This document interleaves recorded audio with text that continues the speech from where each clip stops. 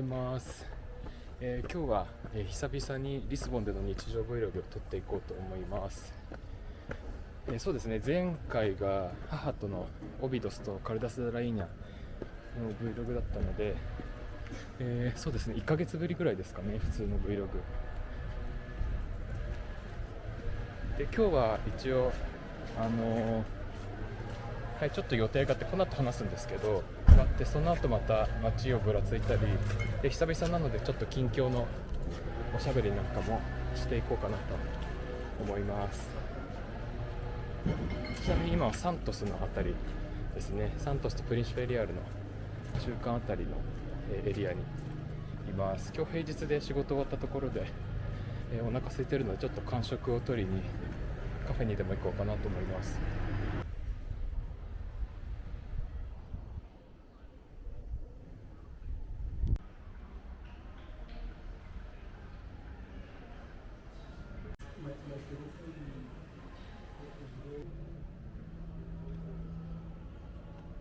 今カフェで休憩をしているところです。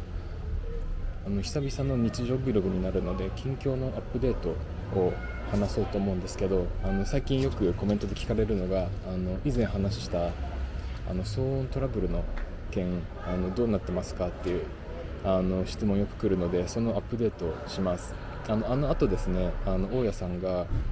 直接本人に騒音ひどすぎるって注意をしてくださったんですね。もうその前にもう最近の証拠録音データ全部聞いてもらって、これはひどいっていう風に納得してもらって、直接本人に注意をしてもらいました。なので、僕もちょっと良くなるかなって期待をしたんですけど、全く意味なくですね、結局その後も逆にちょっと悪化したような感じになってて、かなり騒音の、頻度もボリュームもうすごい上がってるので、結局逆効果だったって感じですね。でもうノックでちょっと注意みたいな感じでやるとやり返しっていうんですかね、もうわざとどんどん叩いてくるようになったり、英語で罵るような言葉を叫ぶようになったりして、もう結構ひどい感じなので、僕ちょっと何ヶ月か様子見てみようかなと思ったんですけど、結局後何ヶ月か我慢してみたんですけど、結局状況良くならず、むしろ悪化って感じなので、そうですね、どれぐらい経ちましたかね、前話してから。多分あれから 2,3 ヶ月経ってると思うんですけど、結局ちょっともういろいろ対策もやれることやって、でもうこれ以上我慢もできないので、ちょうど今朝家主さんにもうちょっとこれ以上改善できないんだったら引っ越しさせてくださいっていう感じで連絡をしました。一応年間契約なのでまだ契約期間が全然残ってて、まだ半年ぐらいですかね今なので、ちょっと1年契約の期間を破ってしまうことになるんですけど、もうちょっと僕1年はここもう住めないかなと。1年だとあと6ヶ月になっちゃうのでちょっと無理だと思うので、今引っ越しのために、内覧ですね始めてます。で今日ちょうど第1個目の内覧だったんですけど、ドタキャンされて、そう行っても誰もいなくて、で電話したらやっぱ30分前に切り上げちゃったって言われて、そうちょっと良くない出だしなんですけど、ただ一応もう引っ越しした方がいいかなっていうふうにはもう心決めてるので、これからちょっと、内覧をゆっくりしていこうかなと思ってます。でちょっとこれ思いつきなんですけど、これを機にですね、僕この引っ越しをしようかなってことをきっかけに、もうちょうどここに住んで2年半ぐらいですかね、もうすぐ2年半になるので、これいい区切りとして他の町住んでみるのもいいかなっていうのを正直考え始めて、他の町のちょっと物件とかも実はちょっと見たりしてます。やっぱり僕ちょっとまだここに来てからなんていうんですかね、リスボンにやっぱり友達もできて、でコミュニティとかもちょっとずつ参加し始めてるところなので、それがちょっと失うの大きいなっていうのはあるんですけど、でも例えばポルトとかですね、ポルトとかだったら全然こう今みたいに友達も作りやすいし、ある程度こうなんていうんですかね、生活の不便も言語関連の不便もないので、ポルトとかいいかなと思ってちょっと物件を見たりしてます。もうご存知の通りリスボンって本当に家賃がすごい高いので、もう日々上がってるんですね。僕2年前ぐらいの、自分のリスト見てると、もう今この2年ぐらいでそうですね、多分リスボンの中心部は多分 10%、20% ぐらいは上がってる気がします。本当に家賃高いので、そういう意味を込めて他の町に行くのもありかなっていうのをちょっと考えているところです。これちょっと本当に可能性低い話なんですけど、なので、ちょっとそうですね、ゆっくりといろんな選択肢を持ちながら引っ越しをしようと思います。本当に今の家が気に入ってるので、とっても残念なところではあるんですけど、ただちょっともう耐えきれないなっていう状況まで来てるので、引っ越そうと思います。なのでちょっとその後が気になっている方さえいっぱいいらっしゃったのでお伝えしておくと、本当にその後状況は逆に悪化してしまい、結局引っ越しをすることに決めたという状況になっています。今後もちょっと引っ越しの状況とかも、また進展があったらアップデートしていこうと思います。であとそうですね、もしリスボンからポルトとかですね、他の町にちょっと引っ越したっていう体験談ある方いたら、そのプロス&コンズとかですね、経験談をシェアしていただいたらとても助かります。僕ももしするとしたらいろいろ不安なところもあるので、なので、もし経験された方がいたら、そういう話もちょっとコメントとかで教えていただけると嬉しいなと思います。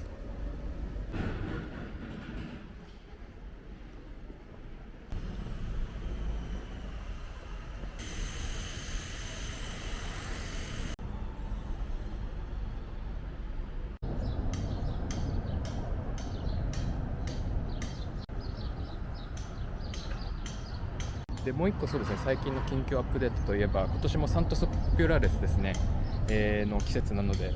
そのお話もしようと思います。去年と一昨年はお祭りの様子撮影してお届けしたので、ちょっと今年は撮らなかったんですが、 YouTube ショート動画の方に動画上げてるので、よろしければ見ていただければ光栄です。で6月はポルトガルの、3人の、成人ですね、アントニオ、ジョアン、ペドロという3人の成人を祝うお祭りのシーズンで、リスボンが、生まれである、セアントニオの、生誕を祝うお祭りですねというのが6月にあります。もう6月は街中ずっと、お祭り騒ぎで、もう街歩いているとそこら中にお祭りの飾り付けがあるのを見かけると思います。で6月の、13日がその、記念日なので、12日の夜ですねが大きいパレードと、もう街一帯がパーティーになる日です。今年も僕行ったんですけど、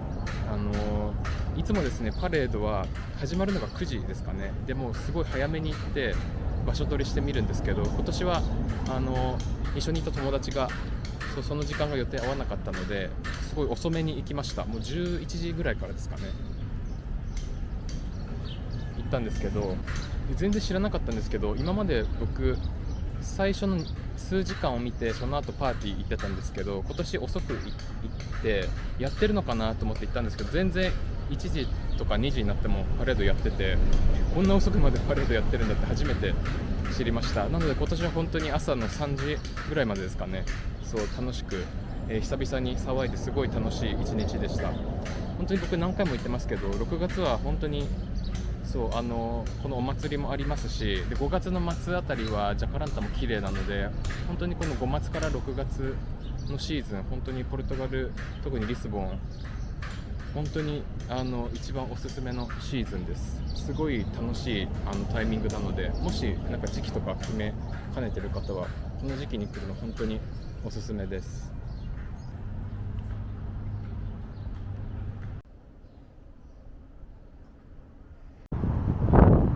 ちょっと夕方になって空の色が少しだけ黄色っぽくなってきました。綺麗ですね。じゃあちょっと今日久々にこのサントスあたりの散歩を楽しめたんですが、この後、一軒また夕方に物件の内覧があって、でその後に、友達と夜お酒を飲む予定があるので、またちょっと次の目的地に、ゆっくり歩きながら移動していきます。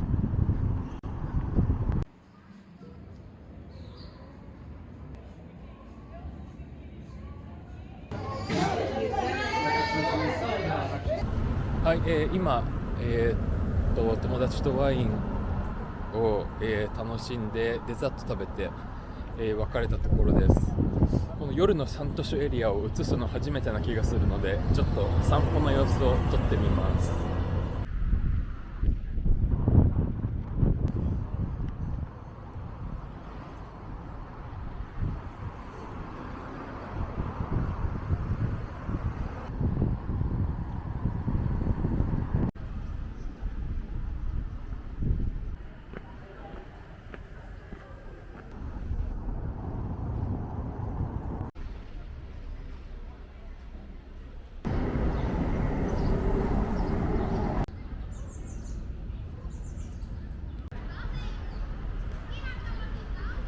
はようございます。 Vlog2 日目です。今日は、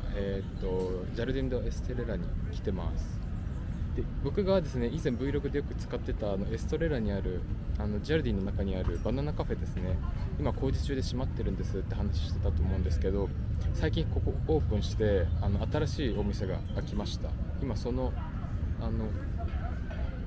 横のところにいます。今こんな感じで新しいお店がオープンしました。でちょっとびっくりなニューオープンだったんですけど、ただの改装じゃなくて本当に全く別のお店が開いて、そうでもう中身もすごい変わっちゃってて、ちょっと寂しい思いなんですよね。もともと本当にバナナカフェって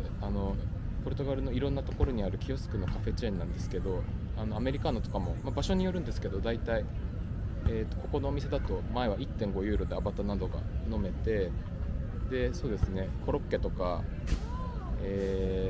なんだろう、パオデココとか、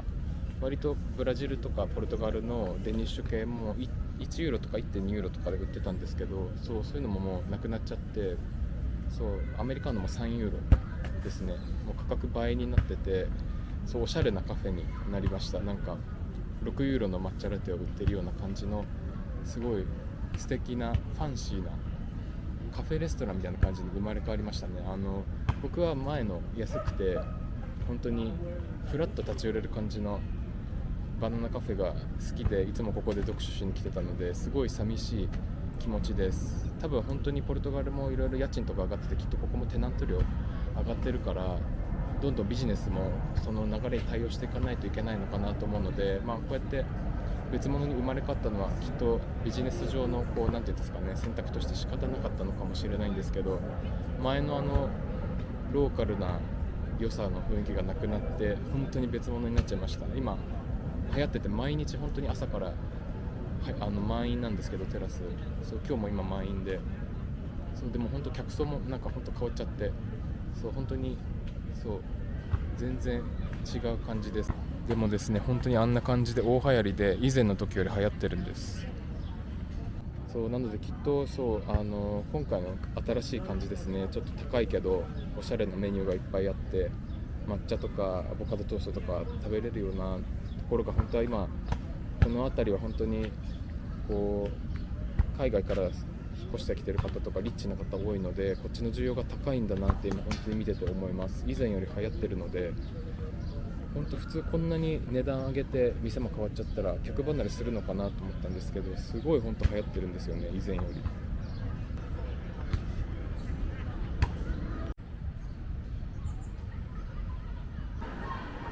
はい、ジャルディン・デ・エストレラを抜けてラット駅の方に、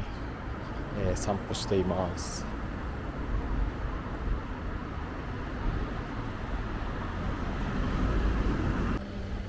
土曜のプリンスペリアルのファーマーズマーケットに来ました。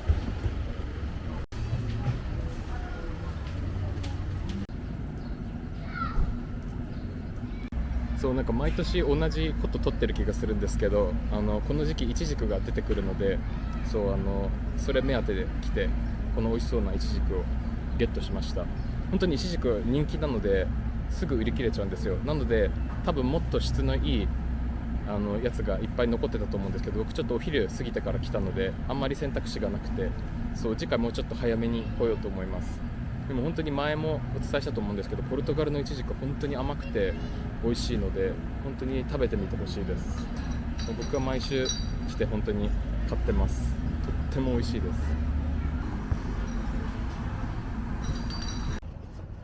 ではプリンスペリアルの方からそのままジャルディンの下をアベニダ・リベルダーデに向かって降りていきます。多分昔このコース Vlog で定番だったと思うんですけど、久々に多分ここ映してる気がします。そうこの超急な階段、とっても大変なんですけど、でも景色が本当に好きなのでお散歩おすすめコースです。やっぱり綺麗ですね、景色が。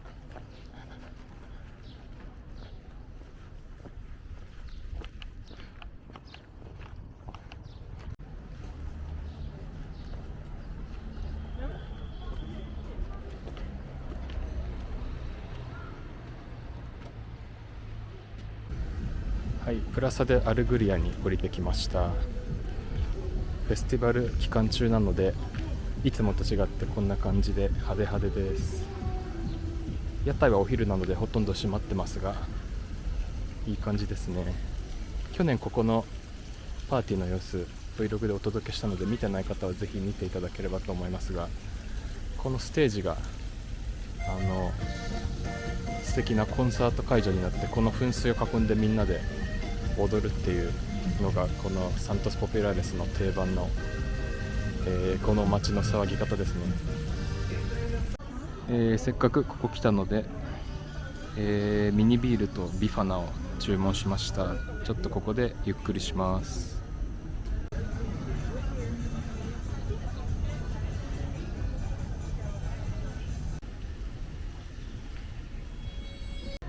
昼にこのアレグリアの広場に来たの、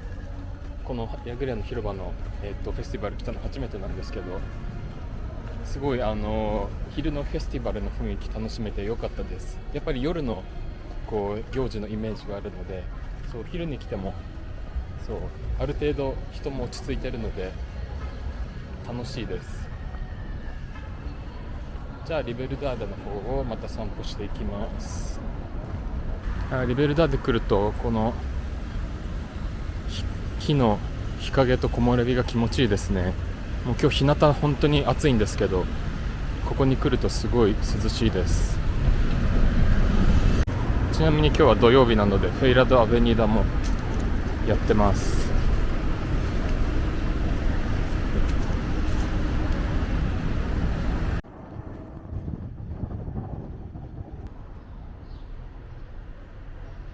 では今回の Vlog はこの辺りで締めくくろうと思います。今回ですね、最近の騒音の近況とか気になる話、いろいろおしゃべりしながら久々にリスボンの、散歩の様子とかも撮ってみました。また次回の Vlog もぜひお楽しみにしていてください。では今回も最後までご視聴いただきありがとうございました。バイバイ。